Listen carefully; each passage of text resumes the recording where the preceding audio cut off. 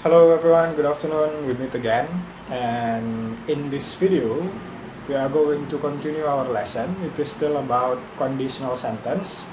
And today I'm going to explain to you about the second type of conditional sentence.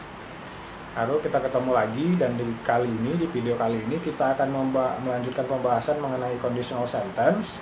Dan di video kali ini saya akan jelaskan tipe kedua ya. Tipe kedua dari kalimat conditional sentence. So check this out.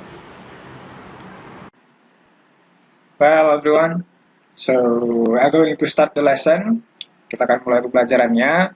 Dan pembelajaran kita hari ini masih tentang kalimat pengandaian. It is still about conditional sentence. And we are going to discuss about the conditional sentence type 2. Ya, kita akan bahas tentang conditional sentence yang tipe kedua. Minggu lalu, pertemuan sebelumnya, kita sudah bahas yang type 1. Itu kalau type 1 dia pasangannya kan dua ya, antara present dengan future. Maka yang type 2 pasangan kalimatnya itu adalah past tense dengan past future. Nah, kapan digunakan conditional sentence type 2 ini? Dia digunakan ketika hal yang kita andaikan itu memang sudah tidak mungkin lagi terjadi. Dia sudah berlalu. Maka kalimatnya pakai past tense dengan past future. Contoh kalimat bahasa Indonesianya begini. Semalam, kalau kamu panggil saya, pasti saya akan datang. Kita ulangi lagi kalimatnya. Semalam atau kemarin, kalau kamu panggil saya akan datang. Dari kalimat itu, ketahuan ya bahwa ini sudah berlalu dan mungkin tidak untuk terjadi. Tidak. Ya. Beda sama type 1. Kalau type 1 masih ada kemungkinan yang akan terjadi, karena dia rencananya ke depan. Kalau type 2, dia mengandaikan yang sudah berlalu. Itu dia. Kalau type 1, mengandaikan yang akan datang. Jadi masih ada kemungkinan untuk terjadi. Tapi kalau type 2, dia mengandaikan yang sudah lewat. Berhayal, istilahnya begitulah. Berharap. Tapi yang hal yang sudah lewat, artinya tidak mungkin terjadi lagi.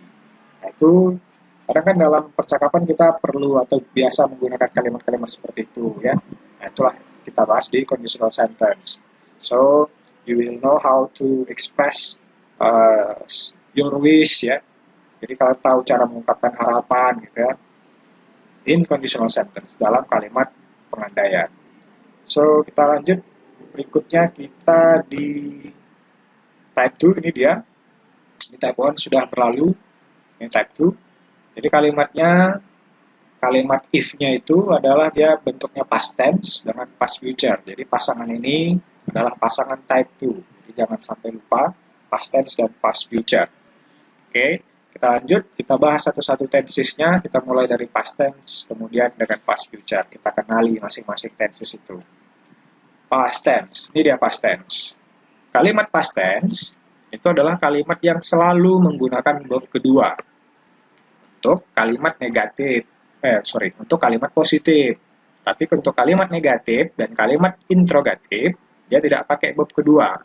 Ya, verb kedua itu dia ada yang biasanya pakai akhiran ed, atau ada yang verb kedua itu yang kalimat kata kerjanya tidak beraturan, kayak bahasa Inggris dari kata makan, eat itu verb one-nya, verb two-nya ate. Itu dia kan. Jadi tidak ditambahi ed. Tapi untuk kata kerja yang beraturan dia diakhiri akhiran ed. Nah, itu kan kata kerja beraturan dan tidak beraturan. Kalian bisa cek dari browser, internet, kata kerja beraturan dan tidak beraturan. Maka yang kita fokuskan di kalimat past tense adalah verb keduanya saja. Cara buat kalimatnya, pertama subjek, kemudian verb bentuk keduanya, baru pelengkap. Contoh, I took a picture of the demonstration yesterday. Saya memfoto atau saya mengambil gambar. Memfoto itu bahasa Inggrisnya took a picture ya. Take a picture kalau verb one, verb two-nya took. Saya memoto demonstrasi kemarin. Kalimat negatif, subjek, kemudian tambahkan kata kerja bantu did. Ini wajib. Kalau di present kan dia kata kerja bantunya do atau does. Nah, in past tense, the auxiliary verb-nya adalah did. Nah, setelah did, tambahkan not. Did not. Ini cara menulisnya, did not. Boleh juga disingkat jadi didn't. Ini cara penulisan singkat. Kemudian setelah did not atau didn't, verb-nya yang tadi balik lagi ke verb one. Dia nggak boleh verb two untuk negatif, dia balik lagi ke verb one. Contoh kalimatnya, I didn't take a picture of the demonstration yesterday. Aku nggak memfoto demonstrasi kemarin. Aku nggak ngambil gambar demonstrasi kemarin. Untuk interrogatif atau kalimat tanya, auxiliary verb-nya atau kata kerja bantunya yang ke depan. Pertama ditulis did, tulis di depan, kemudian subject, kemudian verb one, baru pelengkapnya. Contoh, apakah kamu mengambil gambar atau apakah kamu memfoto demonstrasi kemarin? Jadi kalau untuk past tense, untuk yang kita tanyakan sesuatu yang sudah berlalu, maka pakai did. Nah, kalau untuk yang present kan belum berlalu, maka antara dua, do atau does, tergantung sama subjeknya. Oke, kita fokus di past tense dan past future. Past tense, selesai. Kemudian kita lanjut ke past future. Nah, ini dia. Ini mudah. Kata kerjanya tidak ada yang berubah. Semuanya pakai kata kerja dasar, pakai verb one. Cuman kata kerja bantunya adalah would atau should. Ya. Would atau should. Kalau would ini diartikan akan, tapi akannya untuk yang sudah berlalu. Kalau akannya belum terjadi atau di masa depan, maka pakai will. Itu future nama tensesnya. Karena ini past future, artinya masa depan yang berlalu, gitu ya. Maka dia pakai would, akan. Atau should, kata kerja bantunya. Should ini diartikan pasti atau harus. Ya, dia lebih tepatnya pasti biasanya. Tapi pastinya sudah tidak mungkin, ya, berarti sudah lewat. Nah, kita lihat untuk positif, kalimat positif, subject, kata kerja bantu, auxiliary verb-nya would atau should, kemudian verb one, baru pelengkap. Contoh kalimatnya, we would read the book, katanya. Kami akan baca buku. Nah, ini berlalu sudah. Berarti tidak mereka tidak baca buku. Cuman mereka bilang akan. Faktanya tidak, ya. Atau they should do their homework. Mereka harus mengerjakan PR mereka. Ini ya, mereka harus mengerjakan PR mereka atau mereka pasti mengerjakan PR mereka, tapi sudah berlalu. Kemudian, we wouldn't read the book. Kami tidak akan membaca buku. Ini untuk kalimat negatifnya. Subject, would-nya atau should-nya ditambahin not. Jadi mudah. Tinggal kalau mau versi singkatnya begini. Would-nya, kemudian n, t. Versi singkatnya. Should, n, t.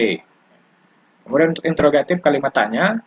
Kata kerja bantunya yang di depan. Would, auxiliary verb-nya yang di depan. Would atau should-nya. Jadi ya contohnya. We wouldn't read the book. Kami tidak akan baca buku. They shouldn't do their homework. Mereka tidak mengerjakan tugas mereka atau mereka tidak boleh mengerjakan tugas mereka. Would they read the book? Akankah mereka membaca buku? Tapi akannya bukan di masa depan ya. Ingat lagi ini past future pakai would. Berarti dia tidak masa depan, dia masa lalu akannya. Atau yang should you do your homework? Apakah kamu harus mengerjakan PR kamu? Haruskah kamu mengerjakan PR kamu? Oke, kita lanjut. Ini contoh ya, tapi perhatikan kalimat yang kedua. If you came last night, I would cook for you. Nah, kalimat pertama itu adalah past tense. Dari mana kita tahu? Lihat kata setelah subject. Nah, biasanya menentukan tenses itu adalah kata setelah subject. Kata setelah subjeknya adalah came. Nah, cek di kamus came. Ini kata kerja keberapa? Akan kalian temukan dia adalah kata kerja kedua. Karena sudah pakai kata kerja kedua, pasti dia past tense. Karena ini adalah type 2, past tense berpasangan dengan past future. Cara membuat kalimat past future adalah would plus verb one. Tambahkanlah would plus verb one. I would cook for you. Artinya ini, jika kamu datang kemarin, atau jika kamu datang semalam, aku bakalan masak untukmu. Nah, ini kalau diartikan ke dalam bahasa kita sehari-hari. Kalau diartikan secara formal, jika kamu datang kemarin malam, aku akan memasak untukmu. Ini type 2 ya. Faktanya, dia tidak memasak. Kenapa? Karena si dia, kamu ini tidak datang. Dia tidak masak. Itu faktanya. Artinya yang bertentangan. Pengandaiannya sudah lewat. Kita lanjut lagi. Kita masuk ke ini tadi ya, penjelasannya. Past tense, pasangannya past future. Past tense dia pakai both to untuk kalimat positif. Kalau past future dia pakai would. Kalau untuk kalimat negatif past tense pakai did not. Balik lagi verb one ya. Kalau past future tinggal tambahkan not setelah kata kerja bantunya dan semua kata kerjanya pakai verb one. Contoh lagi. If I had free time last Sunday. Kata last Sunday menandakan ini sudah terjadi. Ya. Dan juga ada kata had di sini. Had ini verb kedua dari have. Artinya punya atau memiliki. Kalau aku punya waktu luang minggu lalu, aku akan baca banyak buku.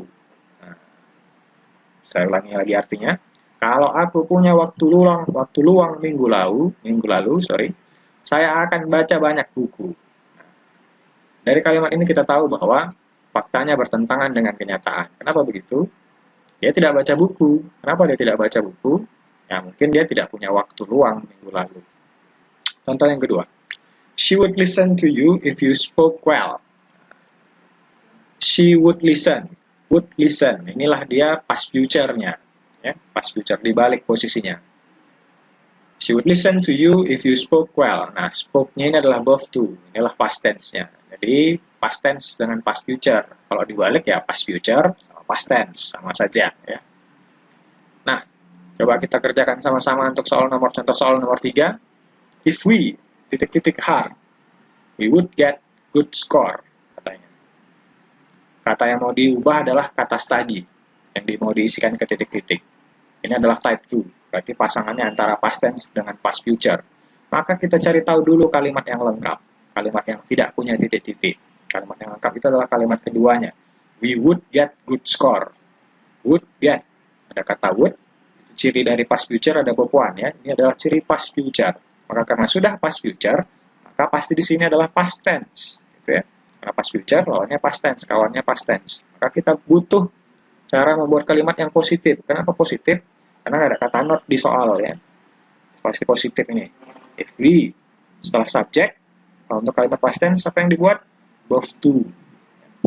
Kalau ini verb one, kita ubahlah menjadi verb to. Apa verb to dari study? Ya, ini adalah termasuk kata kerja beraturan. Perubahannya beraturan, jadi tinggal tambah ed. Cuman y-nya diganti jadi huruf i. Jadi jawabannya adalah studied. If we studied hard, we would get good score. Ini past tense-nya, ini past future-nya. Oke, kemudian kita lanjut ke contoh soal nomor 4. John, if you called him yesterday. Kata yang mau diisikan adalah come. Ini verb one ya, come artinya datang. John, datang. Mungkin begitu nanti ya. Jika kamu menghubunginya kemarin, jika kamu menelponnya kemarin.